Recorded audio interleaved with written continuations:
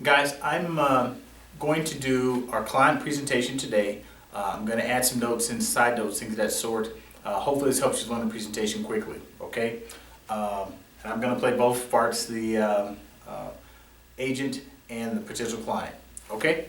So, Bob, have you ever played the game Monopoly? Sure. Bob, so who wins Monopoly? Yep, you're right. The person that has the most money, okay, in the end. All right, so Bob, we play a game here called Monopolized. All right, it's very simple. I'm going to pretend that the all the wealth of this country is condensed down to just $100. Okay, we're going to divide that $100 between 5 groups of people. So you have the poorest 20%. These are our migrant workers, our wait personnel, people on government assistance, typically. Okay. Then we have the lower middle class. These are entry-level white-collar workers, blue-collar workers. Then we have middle class, the backbone of America, our cops, our teachers, our firefighters. Then we have the upper middle class. These are people we tend to think are doing well. They're degree professionals. They tend to have a nice car, a nice house, etc. All right. And then we have the upper 20%. And the upper 20% are people that are doing very well. The bottom of the 20%, like doctors and lawyers, they're at the very low end of the top 20%. All right. So, Bob, out of that $100, what do you think the poorest 20% have? Okay, so you say $5. Good deal. All right. And the lower middle class, yep. Okay, you say they have $10. All right. Then we got the middle class. Okay, Bob, so you say they have $15. And people tend to think of doing well, okay? You say they have $20. So what you're saying is that the top 20% have 50% of the money, okay? So let me show you how this breaks down. The bottom 20% has 5 cents. The lower middle class has 15 cents. The middle class, the backbone of America, cops, teachers, firefighters, $4.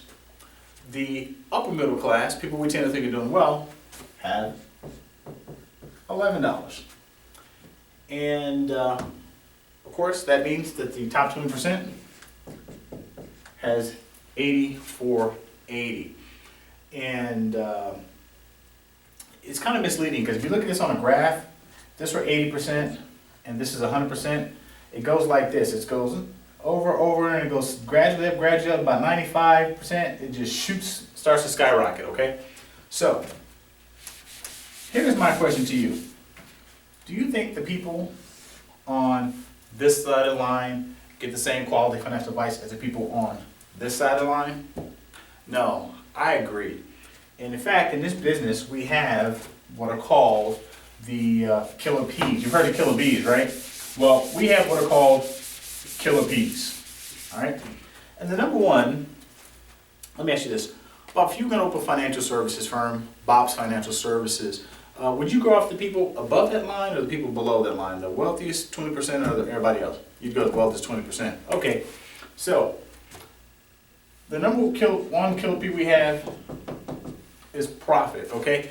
Financial services firms just aren't targeting the middle class. They're not a priority, if you will, okay? The next thing that we have that we deal with is procrastination. Many families know that they have some sort of need, whether it's life insurance or have a will or something, and we sit down and talk to them, and they have an awareness. They know. They just, will think about it, and they never get around to it. But let me ask you something, Bob. If you don't start your kids' college fund, is college still coming? Yeah. If you don't start saving for retirement, is retirement still planning? Yeah. So you might as well, would you agree, you might as well go ahead and start the process, okay? The other thing we deal with is priorities. All right? People will say, I can't afford this, it's not in my budget, but we sit down and we do a budget analysis for them. We realize when we go through the numbers, they're going to Starbucks, several times a week. They're eating out a bunch. They have 800 cable channels. And so the question is, could they really afford it? Yeah, I agree. It's not quite a priority, okay? The other thing we deal with is pessimism, okay? Now, pessimism, we're gonna introduce you some concepts that you probably haven't heard about. Most working class families aren't introduced to these concepts. They're geared and preached to wealthy people, but just because you haven't heard of them, doesn't mean you can't utilize a benefit from them. And so we do a lot of pessimism. All we do is ask that you educate yourself, okay? Fair enough? All right, so Bob, you've heard the expression that the rich get rich and the poor get poor, right? Okay, so we want to share some information with you, all right? So most people get up 5 days a week and they go to work, right? They go to work. All right, so in 1978, the average male American worker made equivalent to, in today's buying power, $48,000. All right? In 1978, the average CEO made $385,000. What do you think the average working male makes today? Hey, that's at 40,000. That's a pretty good guess. It's actually 33. It's gone down by 30%. Okay, what do you guess the average CEO makes today? Okay, so you guess 600,000. It's not bad actually. Average CEO today makes 1.2 million. They've gone up 300%. Now, does that, just on the surface, does that sound fair to you? No. Okay. So the second thing is, when we talk about people getting up and going to work, after they become financially stable, they want a piece of American dream. They usually want to own a what? A home, right? Absolutely. So let's say the average price of real estate around this area is $200,000. Okay? And let's say they went to the bank and they got a pretty decent interest rate, say between 3.5 to 5.5. You know that means they pay back between $140,000 to $215,000 in pure interest, mind you, and they get 30 years to do it. Let me ask you a question, Bob. Does that sound like a good deal? Right. Once you take away the excitement of owning a house, it really does not sound like a good deal, right? Okay. So the other thing we look at is most households have debt, right? Okay. So in 1978, the average total household debt was $1,700. Right. Do you have any guess just what credit card debt, the average credit card debt is per household today? Your guess is $10,000. Okay, it's actually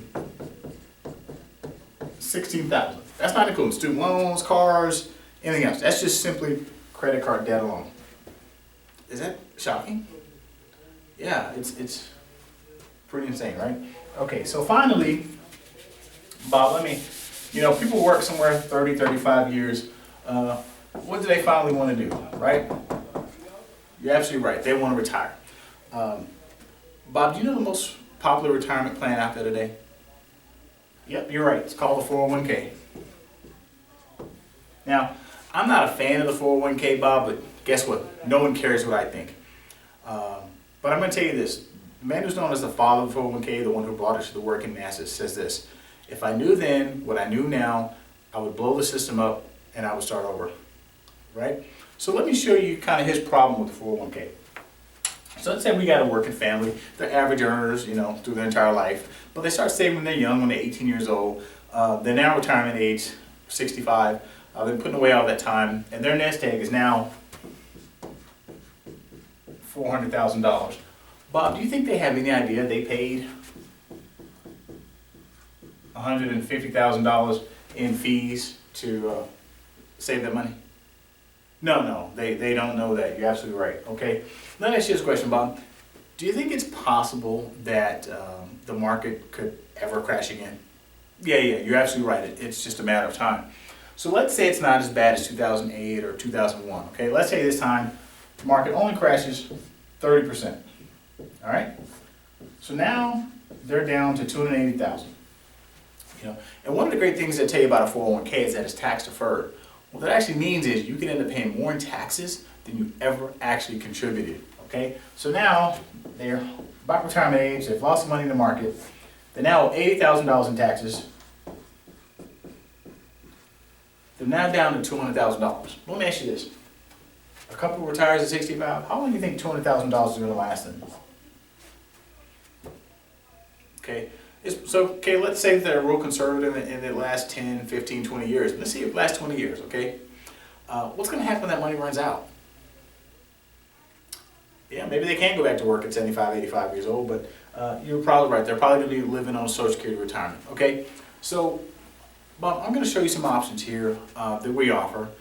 And I don't know which you think is better, but would you do me this favor? Just be honest. Tell me which one you would choose if it were your money. It won't hurt my feelings, I promise. Is that okay? Okay, good deal. So we're going to start right here, retirement. All right. So we saw the 401k. Now here's our plan.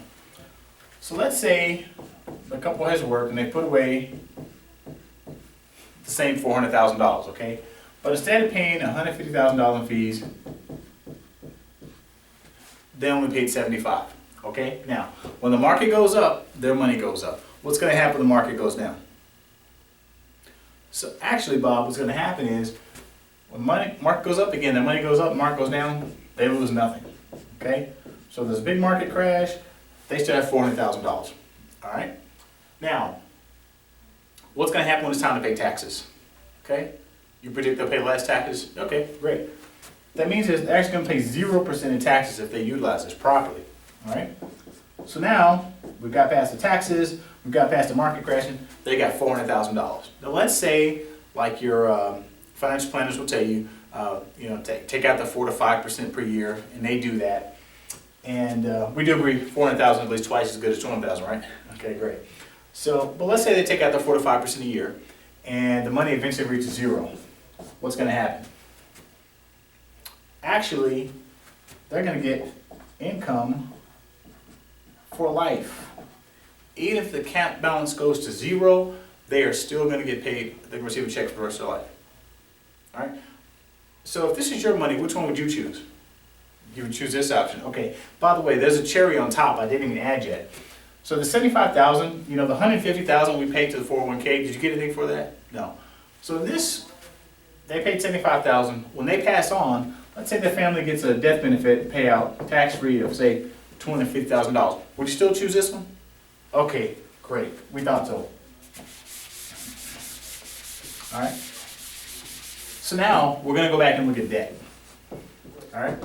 So there are two types of debt. There is manageable debt and there's unmanageable debt. So manageable debt is where someone may have a lot of bills, but they can afford to pay them. It's within their budget. All right. So where we can help is this. We have a software that shows people the most effective and efficient way to pay off their debt. There's a story I always love to tell about this. I was sitting down with a family. They were looking at their retirement situation. So I asked them, can I do a debt plan for you? And they were like, no, we don't need that. So I was very persistent at, please just entertain me. Let me do a debt plan for you. Okay. So by paying the same money they would currently pay them, we saved them 2 years and $3,300 in pure interest payments. Okay, how do you think it felt about that? You're right, Bob. They were pretty dang excited. Now, let's talk about unmanageable debt. Unmanageable debt is where someone has reached a situation where it's just out of control. I sat down and talked to a client. He had $50,000 in consumer debt, and we averaged out the interest rate. There's about 18% interest. $50,000 plus 18% interest is incredibly hard to get in front of. That's basically a freight train, right? So here's what we can do. So say we have $50,000 in debt. We can negotiate that to about half of what it was. So we're going to go from $50,000 to $25,000. But most importantly, what we could do is stop all interest charges. So now we've gone from $50,000 to $25,000 with no interest. Okay? And give them a 2 to 4 year payoff plan. In this case, the client went from about $1,200 out paying monthly to now only paying $400 a month, and it was paid off in about 2.5 years. Okay? 2 to 4 year payoff plan is what we're looking at. Now, the other thing people do is file bankruptcy. You file bankruptcy on your credit for 10 years. It's going to preclude you from working in certain fields, getting certain security clearances because you're now a financial risk. You know, what do you think most people would choose? You're absolutely right. They would choose this option. And I actually believe most people like to pay their bills. I don't think they want to file bankruptcy, just they wake up one day and realize they're in such bad shape, okay? So now let's go back and look at the owning a home, right? So we talked about, you know, 30 years to basically 100% interest. And by the way, Bob, do you know what mortgage means? You know what it literally translates into? No? Okay, well, I'm going to tell you. So mort is basically like mortician, mortality. It means death. So that's death. And then the gauge basically means pledge. So basically your mortgage is a death pledge, right? That's pretty cool. So, not. So let's take this mortgage, okay? So let's say that hypothetically, theoretically, okay, instead of paying a 30-year mortgage, without wrecking someone's budget or them sending every dime they have into their mortgage, we could do this. We could teach them to pay their home off in 12 and a half years, all right? The math doesn't quite work out, but I want you to understand the power of it. So let's say they still pay $120,000 in interest. However, the $80,000 they save plus 17 and a half years, they get to retire with an additional $200,000. Now, what do you think most people would choose? They would choose to pay 30 years to the bank and give away tons and tons of 100% interest, or they would choose to pay their home off early, use this money and put it towards their family, their future. What do you think most people would choose? You're absolutely right. Okay? So finally, we're going to go back to look at the work. All right. Now, do you know, we talked about the average male earner made equivalent to $48,000 in 1978. And by the way, the reason we use 1978 is there were some legislative changes that started to take place at that time where the average worker kind of lost some bargaining power. And that's really when this shift started to occur. Okay, so that's why we use the year 1978. So we talked about the average male worker now makes 33. What do you think the average household income is? Okay, so you're guessing just about 60? All right. Actually, the average household income now is $45,000. And yes, that's for two working people. Kind of shocking, right? Okay. So we know the average household makes an average of, say, $45,000. Let me ask you this question, Bob. If we could increase their earning by, let's say $15,000. They've now gone from a household income of $45,000 to $60,000. You know, let's say they're taking home, got to factor some taxes, right? Between $800 and $1,000 a month. By sharing the financial principles we've kind of talked about, do you think families would be interested in that kind of thing? Yeah, okay, all right. And you know, we realize we can't go to the government and say, you know, fix the wages. We realize we can't go to people's employers and say, you know, pay a fair wage. But this, you know, we can do, all right. And I want to share something I think makes the Better Tomorrow Financial Group unique. And I don't know if any other company works like this. I've tried to find them. I haven't found them yet. And it's this. Okay. You know, when you go talk to the guy who's doing your mortgage, other than adding assets, is he looking at your retirement plan? No. Okay. All right. You know, when you go talk to somebody about maybe bankruptcy or filing debt, are they looking at your home payoff or your retirement? No, of course not. Okay. So we're the only company I know that works like this, where we look at you know, your home value, paying that off in relation to your debt, in relation to your retirement, and giving you the whole, you know, perhaps additional income is what you need. It looks at the whole picture. You know, when you're wealthy, you have a wealth advisor, and a wealth advisor will match you with the proper professional to take care of your situation. Working class families, do you know an equivalent?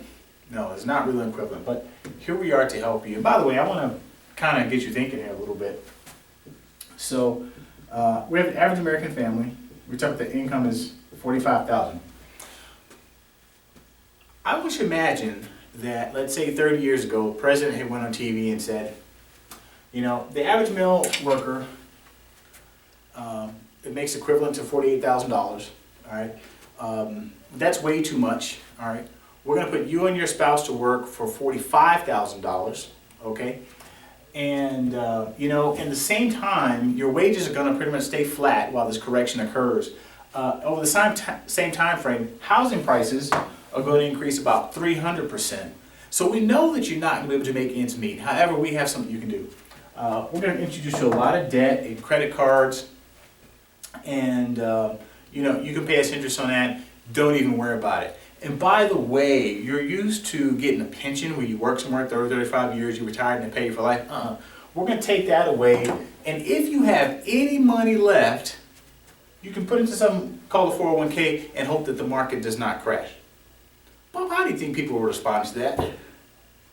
I wouldn't have used that language, but you're absolutely right. People would have been very upset and lost their minds. But that is really what has happened over the past 30 years. Okay, so Bob, let me just kind of explain what it is that we do. Okay, so our goal is very simple. Our goal is financial education. And so basically what we do is we educate families on things that they may not be aware of. And to begin that process, what we do is simply this. We do what's called a financial checkup. Financial checkup is just like going to the doctor. You go to the doctor and he says, all right, Bob, you're eating right, you're working out, you should end up here. All right, Bob, you got to lay out the cheeseburgers, get some exercise, you can end up down here. That's basically what we do. So we sit down with families, we figure out what's important to them financially, what their long-term financial goals, and we give them a plan of action. And we charge nothing for our services, by the way. Nobody ever pays us a dime to do this for them, okay? And here is why we do this, Bob. You look at the why. The average American family has a savings of $30,000 in the bank and $16,000 in credit card debt. 50% of households have no retirement account whatsoever. Of households with retirement accounts, the average balance is $38,000. 70% of households with life insurance policies are underinsured. 30% of households have no life insurance at all, and this includes many, many households with children. Okay, so here's what we teach. We teach generational wealth. And what we mean by generational wealth is when you're wealthy, it's expected you will put away money for people who won't be born for 50 to 75 years. These people are born without ever having to worry about money in their life. How cool would that be, right? Right. We realize most working class families don't have the budget to do that, but what they can do is usually take care of their own children or grandchildren. And what most families don't realize, for as little as $50 a month with the proper interest rate and the proper system, that child retires a millionaire for $50 a month, right? Okay. Debt management. Debt management, we talked about that, manageable, unmanageable. Family protection. This is something as simple as life insurance. I see so many GoFundMe accounts or car washes because someone has died unexpectedly. People don't realize how inexpensive life insurance is. I sat down with a family. The wife had $10,000 worth of life insurance, and it was a 2-income household. If something happened, their family's shot. So for $20 a month, we were able to give her a very substantial policy. Market participation without risk. We talked about that a little bit. Where the market goes up, our client's money goes up. When market goes down, our clients don't lose anything. Finally, we have guaranteed retirement planning. This is where people can sort of self-fund a pension, where they're guaranteed a check for the rest of their life. And finally, we have genuine home ownership. And I ask people, do you own a home? And they say, yeah, I own a home. What happens if you stop making that payment? Okay, so if you stop making a payment, the bank comes take your home. Well, see, you don't own a home, you own a mortgage. So let me ask you this question. What is important to you financially? Is it, on a scale of 1 to 10, how important is it to you to build retirement wealth? Okay, so that's an 8. You were looking to buy or pay off a home? You want to buy a home, okay. When would you like to buy a home? The next 6 months? Okay, that's great. So what we want to do is just keep on going, transition into the gathering information, and then we'll go from there. That's my presentation. Hope that works for you guys. Let me know if you have any questions. Thanks.